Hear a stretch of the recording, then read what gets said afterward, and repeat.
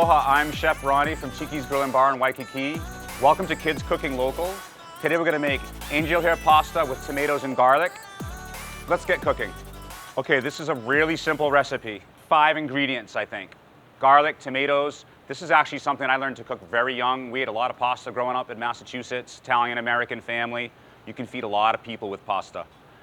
It's very economical and very flavorful. I love it. We would always have fresh tomatoes from our garden and fresh basil in our garden in the summertime. It's one of the easiest things to make, especially if the tomatoes get maybe a little bit overripe. They're perfect for this, actually. I think in Italian it's pomodoro basilica or something, right? Tomato and basil in Italian.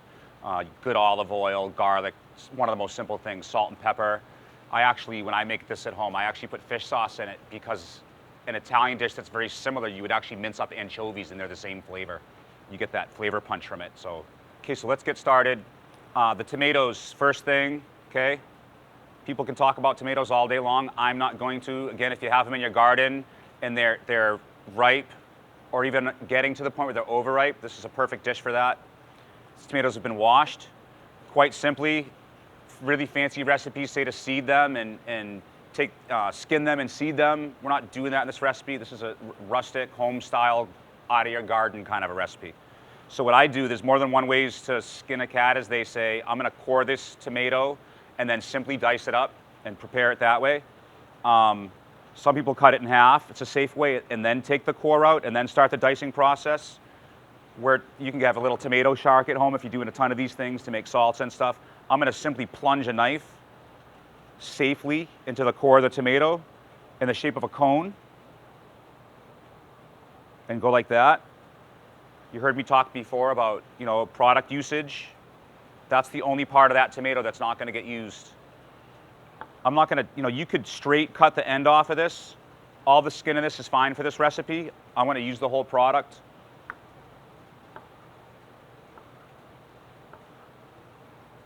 It's harder to cut through the skin of a tomato if your knife is not razor sharp. Your knife should always be sharp. You're much less apt to get cut with a sharp knife because you don't have to apply as much pressure or any pressure. You let the knife do the cutting. If your knife is dull, it won't very easily go through a tomato skin. This is a nice sharp knife. If it wasn't, and I was questionable about that, I would cut through the flesh side of the tomato first. Okay, so diced tomatoes. Notice I took the bulbous round ends to the side. I'll cut those after. And you cut anything round, you want to make a flat spot on it. That's a safe way to do it.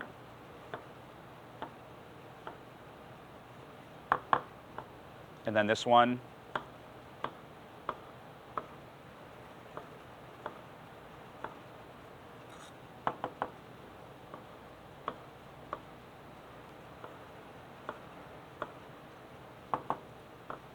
This recipe calls for a pound of tomatoes, or 2 cups. We're not concerned about it being something pungent like an onion where you'd want to make it smaller. When you cook fresh tomatoes, they melt. They want to kind of disintegrate easily. So we don't want them to be too small in this.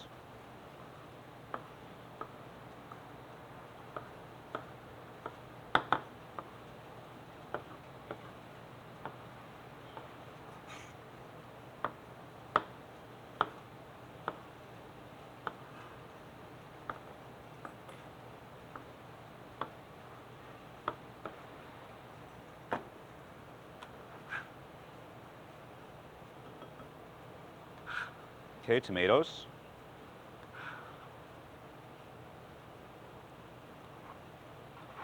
A lot of liquid in tomatoes, right? And a lot of Italian cooking. It's most important when you get a tomato to get a ripe one. The variety doesn't matter that much, but most good tomato sauces are made out of ripened Roma tomatoes. This recipe calls for sliced garlic. So we're not going to use a garlic press. That's like the easy way. You don't have to peel garlic like with your fingernails. You can smack the garlic up. So you just take the palm of your hand like this to separate the separate cloves. This recipe calls for 5 cloves. I think that garlic is one of those things that, you can put as much as you want within reason. I love garlic. I don't mind putting more. There's a variety of garlic called elephant garlic, and it's much larger, like the name suggests. It's a much larger bulb. It's a little bit more mild, so you can use more of it. But one big clove of it is like enough for a recipe, and it's almost the size of a small shallot, so it's actually easier to cut. This recipe calls for, excuse me, sliced garlic. You're slicing something that's the size of your thumbnail. Okay, there we got 5 or 6 there. Now to get the skin off, I don't know if everyone's seen this before, but this is just kind of standard Italian cooking. You simply go like this and smash it. You have to smash it all the way, just enough to get the skin to pop.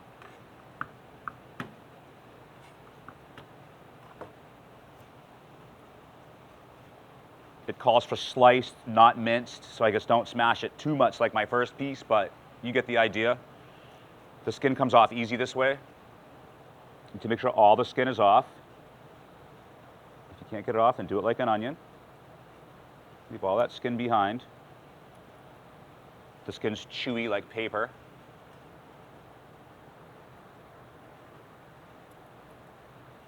If you have a garlic press at home and you do this and you don't get all the skin off, it doesn't matter because the garlic press will push the garlic through without the skin. A lot of people like that because you don't have to handle the garlic so much. So this recipe calls for sliced garlic. So you can see I'm just keeping my fingertips as far back as I can.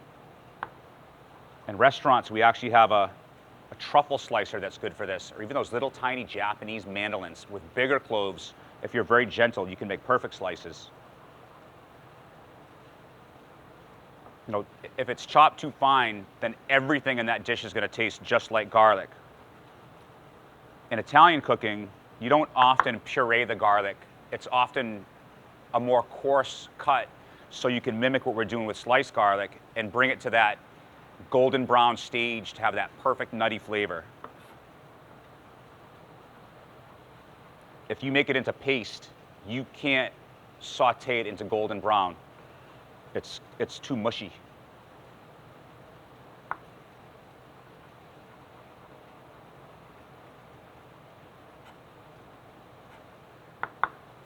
Okay, that's that.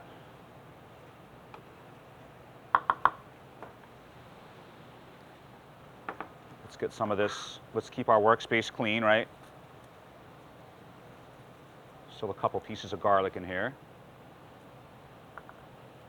Okay, next ingredient, basil. Okay, basil, easy to grow. I grow Thai basil and sweet basil at home, and if my sweet basil plant's not doing too good and the Thai basil has more leaves, I use it in there, but it does taste a lot more like anise, licorice-y than sweet basil. Prefer this for a recipe like this. Can't say they're interchangeable for everything, but it's definitely better than no basil. Seems to grow easier. Sweet basil seems more delicate to me in Hawaii. Okay, so basil leaves. We don't want the seeds or the stems. This recipe calls for 3/4 of a cup of basil.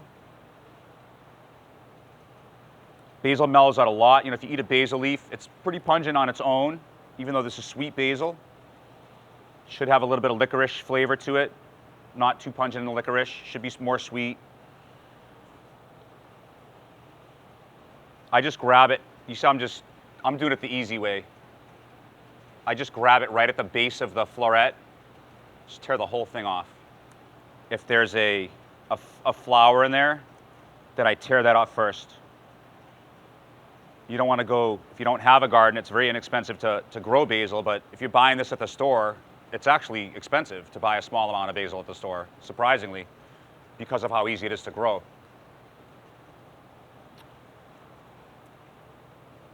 You can I actually have one at home right now.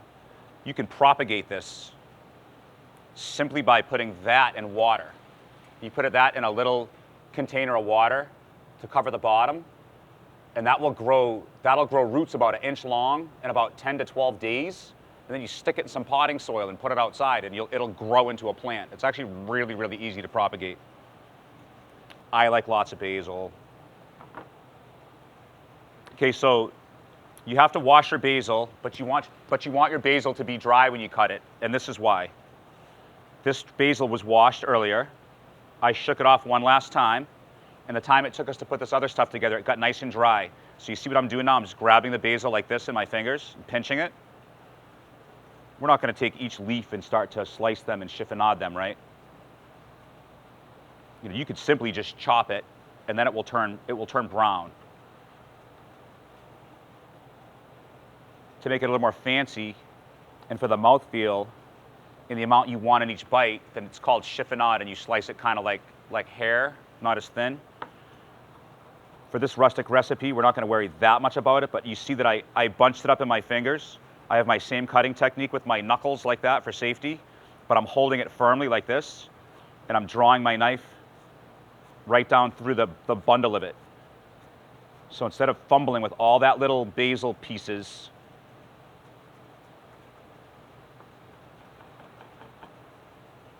you could put the basil leaves in whole too. I prefer it like this. So I just give it a little cross cut, okay?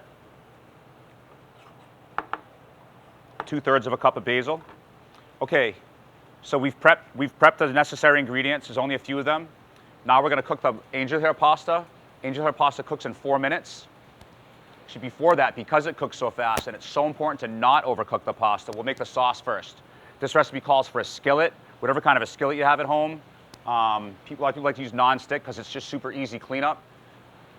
I never owned a wok until I came to Hawaii. I use my wok for everything. A wok has the same properties as a cast iron pan. It's the original non-stick pan if it's well seasoned. I'm going to use a wok because that's going to fit all of my ingredients very easily. Especially if in a recipe like this you added spinach, and spinach, this much spinach becomes this much spinach when you cook it. It's hard to cook in a small pan. We're not adding spinach, but you could do this recipe. I would at home. So we're going to use a wok instead of a skillet because that's what's handy. So you're talking about a 1/2 cup of olive oil. Olive oil is wonderful. It's healthy. You can use a little more olive oil. What you don't want is your pasta to be dry and sticky. The olive oil is going to compensate for all that. This is your fat. This is what's going to make the dish taste fantastic. I don't want to splatter all the olive oil out cooking it too fast. So right here I have my olive oil and my garlic. I'll quite simply go like that. Then I can turn it up and stand over it and watch it. I didn't add my tomatoes to this yet. Like the recipe says, it says to brown the garlic first. If I put that in there, all that water is going to come out of those too fast. There won't be any sauteing happening. There'll be no caramelizing happening. Steaming and boiling once the tomatoes go in. Okay, it's perfect. See, it just has that golden brown all around it.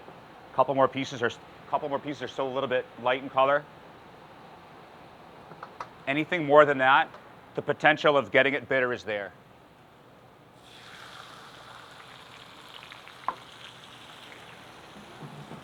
Now you can crank it up. So we just added all that tomato, has all that liquid inside of it. It's going to stop that garlic from frying. All that flavor is going to go in there. This recipe says to simply cook the tomatoes through.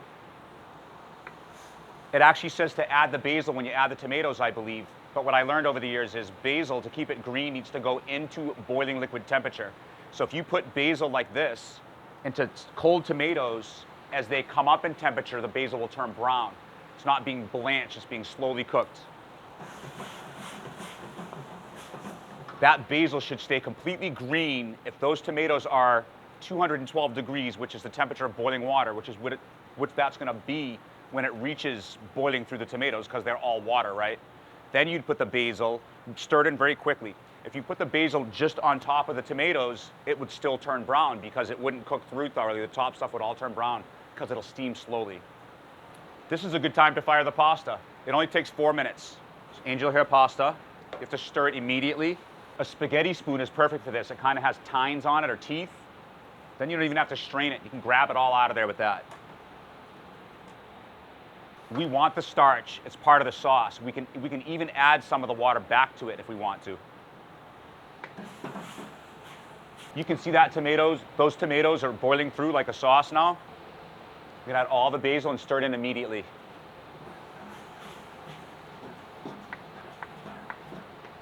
I'm gonna turn this off because it's just about done and we don't want it to overcook.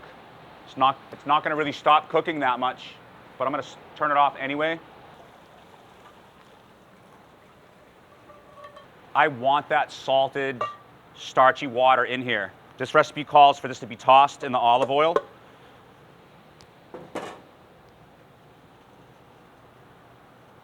Another 4 tablespoons, it says. It's gonna suck this all up very fast.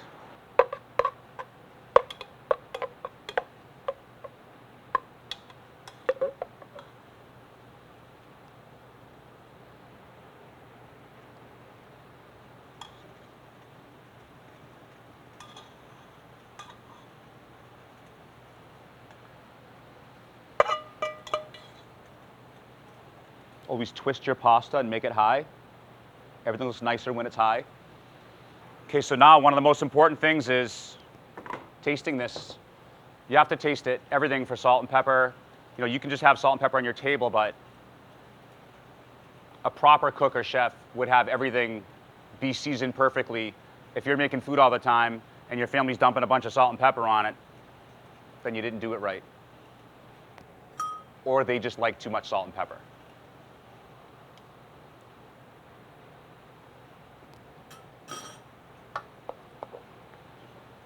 It's delicious.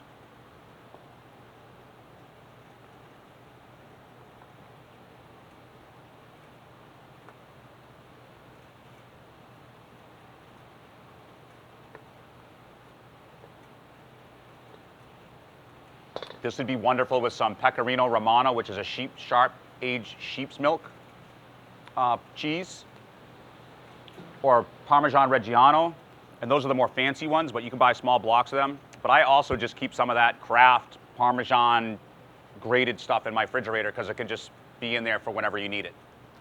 Put whatever you want on it. If you have an extra basil leaf and you didn't use them all and it looks nice, then stick one of those in there. And there you have it. Angel hair pasta with tomatoes and basil. Hi Chef, my name is Jonathan.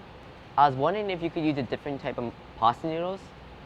You could certainly use any kind of pasta noodles you want. I think that angel hair or capellini is kind of common with this kind of dish because of how delicate it is. This is not a pureed tomato sauce, right? It's not a marinara. It's not a bolognese.